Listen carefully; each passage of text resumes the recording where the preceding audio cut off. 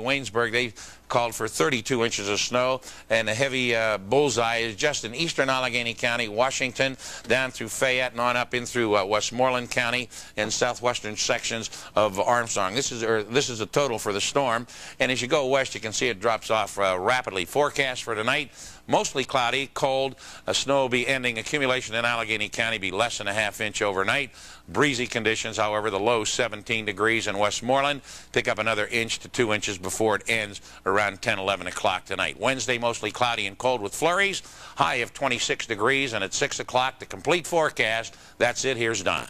Okay, Joe, we thank you very much. The East Coast, of course, is in the middle of one of the worst winter storms in decades, but believe it or not, it's Tennessee one in Southern California. They're experiencing what promises to be some of the winter's warmest weather. Los Angeles and surrounding areas have a heat wave.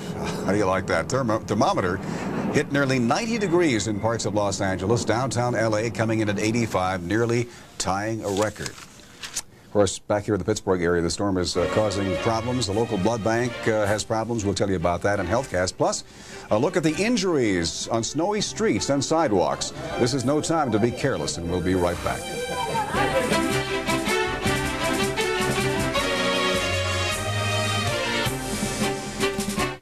Happened this way, along with the city being shut down pretty much tight as a drum. Hospitals are seeing their share of snow-related injuries today. And here's our medical editor, Marilyn Brooks, and I can tell you I was teetering a couple of times getting that car out today. I hit the snow a few licks this morning, 6 o'clock, but come a little later, I said leave it alone. Okay. That's what everybody should do. Frostbite, hypothermia, heart attacks, and missing fingers. We warn people about these dangers every time it snows. Maybe it's because the snow is only periodic that people seem to forget, and tragedies are repeated. It was too much, too fast, and many who took on the challenge of moving it out of their way paid a heavy toll. 58-year-old Marlon Pence of Butler was one of them. It happened while he tried to reseat a belt on his snowblower. And when I put it on, I didn't discharge the, release the blower, and of course the pipe was blocked up, and I pushed the snow down through the pipe. When I did that, I pushed my hand down into the auger. Lose a finger? I cut one off the end of another and broke 3 of them. Marlon hopes doctors here can reattach his fingers. He's not the only one. Another man is already in the operating room having his right index finger reattached. Another snowblower accident. One should never put one's hand in a snowblower. You know, as long as that thing has been used and blocked, always should use a broom handle or some other instrument, but not a hand. Not everyone has a snowblower, but they face danger just the same. Doctors here have already seen 3 people who suffered heart attacks while shoveling snow. They say it happens a lot when unconditioned people exercise in the snow. In cold weather, the blood vessels in the skin constrict, and because of that, the resistance to blood flow, the resistance that the heart pumps against, is increased, so the heart has to do more work for that reason. Victims are generally men, aged 45 and older, with risk factors such as smoking, high blood pressure, or heart disease. If the morning and afternoon have been exceptionally busy at this hospital, the night is likely to see the same song sung, only on a different note. Preparations are now underway to meet that challenge with fewer people than normal. We have a number of people from the day shift who are going to stay. We have some people who are making it in. The roads are not good, but they're getting a little better in some places. We're going to send a 4-wheel drive vehicle out for a few people. Others will sleep here and work around the clock if necessary. It may be. Some people will venture out, and the weather may get them too. We're going to see motor vehicle accidents, sliders, and impact accidents. They will also see children and adults with head injuries and broken necks from sled riding and ski-mobiles. The best thing that anybody could do right at the point is do what? Stay home, keep warm, and make the most of it. We would all do very well to take that advice to heart. If the kids go out to play, make sure they're back in an hour. Higher winds and cold are a very real danger. And by the way, don't call an ambulance unless it is a true emergency. You may be taking services that are needed elsewhere. And Don, if anybody does need an ambulance, they can expect to wait maybe 20 minutes to an hour, especially in the out counties. It's very slow going. Okay. I think the doctor's first advice was the best. Stay home. Stay home. Okay. Thank you, Marilyn, very much. Now, today's blizzard has forced the cancellation tabulation of nearly 600 expected blood donations. The Central Blood Bank here in town is reporting a dire situation tonight. They have less than a 2-day supply of blood platelets right now. If you have a donation appointment, call the blood bank right now to see if it's still on for tomorrow or the day after. If you don't have an appointment, you might like to make one. You've got to be 17 years or older. You must be free of the flu or any cold symptoms, and all blood types are needed right now and badly. Coming up, a long list of school closings for tomorrow already coming up. Our team coverage of the blizzard of '94 will continue next.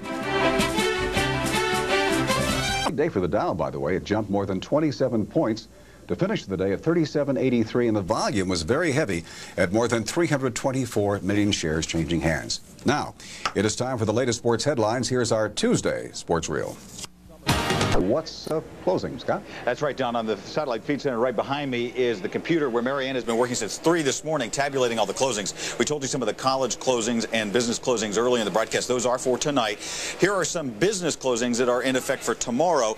The ones that we know about: the Pittsburgh Playhouse and the Meadows Racetrack are closed tonight. The Westinghouse and Blairsville plant second and third shifts are not to report tonight. The East Liberty Nabisco plant second and third shifts do not report tonight as we head into tomorrow. Greyhound has canceled all eastbound and westbound buses. Boyce Park is closed tonight but will reopen tomorrow. Now, among cancellations for tomorrow, the ones that we know about involving corporations Delmont and Highland Area Meals on Wheels will not make deliveries. Keep that in mind. The Laborers Union Local 1058 meeting for Wednesday night has been canceled. The Patterson auction at the Washington County Fairgrounds has been postponed until further notice. Now, the important thing is Marianne will have a complete list of all the school closings that we're going to bring you throughout the 6 o'clock broadcast. So that'll be coming up in just a few minutes. Don, back to you. Okay, thank you, Scott. Starting tonight, you may be seeing a new government-sponsored aid. And now, this is WTAE, more news. Spinning wheels, motorists fighting the snow, trying to get someplace, trying to go somewhere. Snowblowers, one of the few good ways folks can cope with all this snow. Good evening, everyone. The blizzard of '94 hits western Pennsylvania and hits it hard. Yeah, so hard, in fact, that Allegheny County has declared a snow emergency. What that means is this: the county will be able to lend assistance to all local municipalities who need some help clearing the snow over the next couple of days.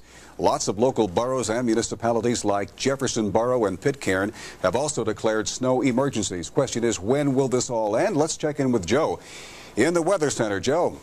Well, Don, it's actually for Allegheny County, it's really has ended. We can take a look at the latest satellite, gives you an idea how this system's moved.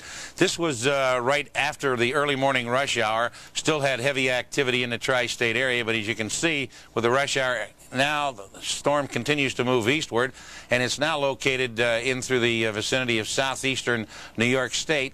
And the heavy snow associated with the storm now is in north-central Pennsylvania, and it goes up in through central New York State, up into the Adirondacks, and northeastward up in through Maine, Vermont, New Hampshire. Right along the coastline, it's rain. The snow is really tapered to a very light snow condition at Pittsburgh International Airport. The visibility is already up to 7 miles. Any accumulation in our area in Allegheny County overnight be less than a ½ inch. In the mountainous areas, still 1 inch to 2 inches till about 10 o'clock tonight. Then it's over, and I'll have more details coming up later on in the news. Okay, thanks very much, Joe. The next question we need to answer for you: will all this mess be cleaned up in time for work tomorrow? Ken Rice joins us live from the County Emergency Command Center in the Strip District with more. Ken? Yes, Ellie, you can think of this as blizzard control. The Emergency Operations Center for Allegheny County, they're keeping tabs of everything here. The road crews, the emergency crews, fire crews, the Red Cross is here. And they tell me that the good news is that most people, one estimate is about 80% of the people in Allegheny County stayed home today. That made for very few problems. But as you said, we want to talk about tomorrow, get an idea if people will be able to make it to work and make it to school. Let's talk to the county's Emergency Operations Coordinator, Bob Kroner. What's tomorrow morning rush hour going to look like? Well, if the weather predictions hold up with only 1 inch or 2 more of snow and the high winds, all the main arteries should be open tomorrow. People should be able to return to work. We would advise extreme caution on secondary highways. Now, you mentioned that this storm presented different problems from the big blizzard back in March of last year. What's so different this time around? Well, last year the snow was wet and heavy, and when they moved the snow with the snow plows, it stayed where they pushed it. This year it's been light and fluffy. And when they push it on the side, the wind blow it back over, and it's drifting over the highway, especially in the high spots. Also last year it happened on a weekend,